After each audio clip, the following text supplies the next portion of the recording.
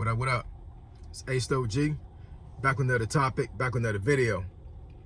So the title of this video is going to be Retire Early Before Ageism Affects You. So we're going to talk about it. So admin notes. Thanks again to all the subscribers that have subscribed to my channel. I endeavor to keep pushing videos out and give you leverage to better sales. Let's get into it. So why do I say retire early before ageism affects you? So within the last 2 weeks, I believe I've made a video on, within a month, because actually the retirement video I made a while ago. So within the last month, I made a video about retiring early, and then I also made a video recently about ageism.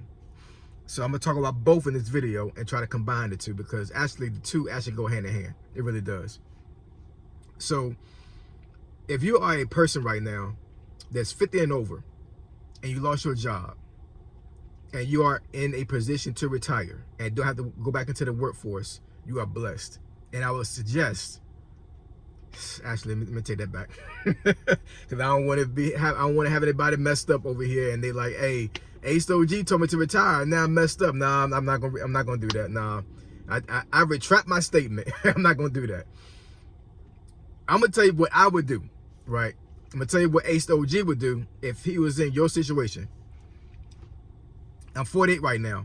If I was 50 and I got let go from a job, Lord forbid, and I was in a position to retire and didn't have to go back into the workforce regardless of what income I had coming in at the time, but if I could retire and pay my bills and be somewhat comfortable, you best believe I'll be out of the workforce chilling. A job does not define me, man, at all. That's why when I left the Army and retired after 20 years of service, it did not bother me. You know what I'm saying? Yes, I missed the camaraderie. I missed the times I had in the Army. I had some of the best times in my life while I was in the Army, right? But the Army did not define me. I was already the person who I am right now before I joined. You know, I matured while I was in the Army, and the Army didn't have me in a position to where I got institutionalized and I couldn't function outside of the Army, right? I left the Army and made 3 times the freaking money that I made when I was in the Army. 3 times. That's no exaggeration. I put that on everything.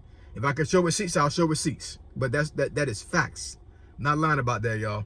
So I have done very well since being out the Army. Very well. But I would give up all this work.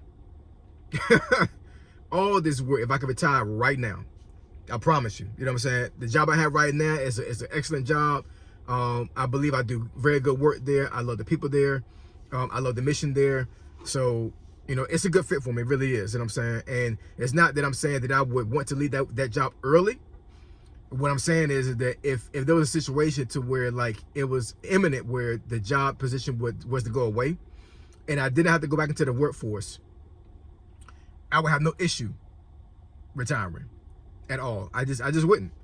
And the reason why I say that is that because of how things are right now in 2026, how the job market is, and how, you know, ageism is having a huge role in these things. Because I'm telling you, man, if you don't think ageism is being used along with having AI as an excuse and other things to have folks get laid off, you're kidding yourself, man.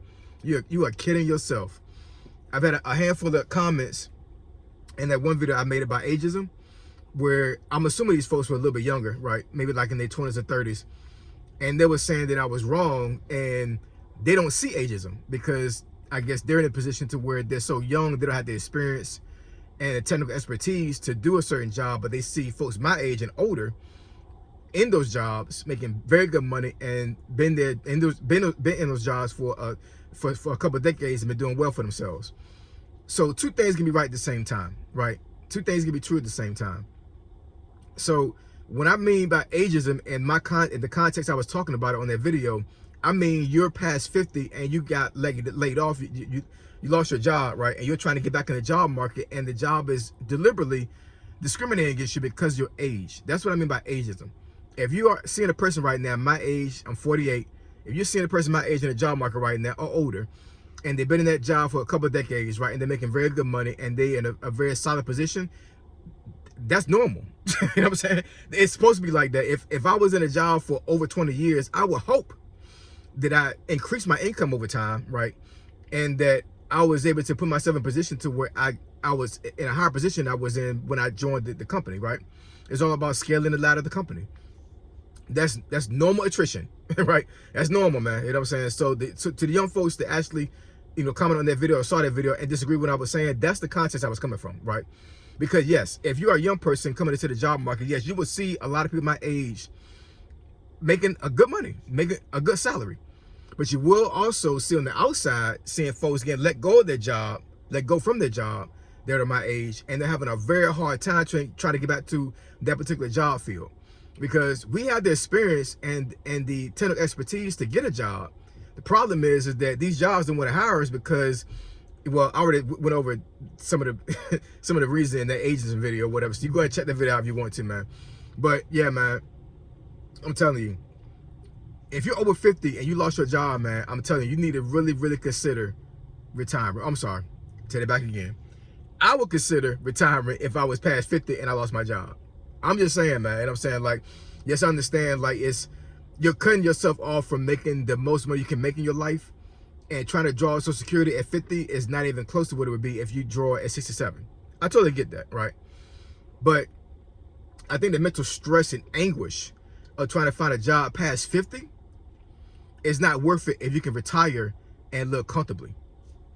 That's just my opinion. You know what I'm saying? Like this is not financial advice. I'm just saying, like, in my personal opinion, I think that just the way the job market is right now, you put yourself in an early grave, Lord forbid, if you try to stress yourself out over a job, trying to get a job, versus you retiring, right, and you're able to live comfortably. You may have capped out your income when it comes to retiring, but I'm telling you, man, I'm telling you, retirement looks very, very good right now, man. It does. It looks damn good. It looks damn good. And,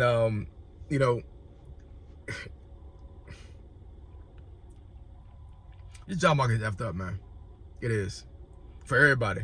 I'm just saying, man, it is. It's effed up for everybody.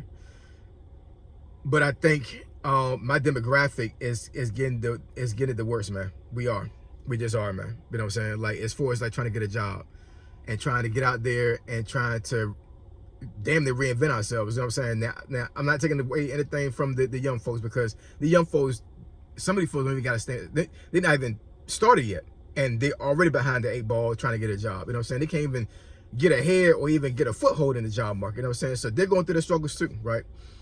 But I think the psychological damage that you will have being my age or older and losing a job and cannot get back to the money you had before, I think that's more damaging in the psyche versus a young person that don't know about getting a lot of money. They don't know about having a career. You know what I'm saying? They want to get into a career field, and they want to be able to make a lot of money, and they want to start a life. I get that. You know what I'm saying? And I know the job market is kind of holding those folks back from doing that.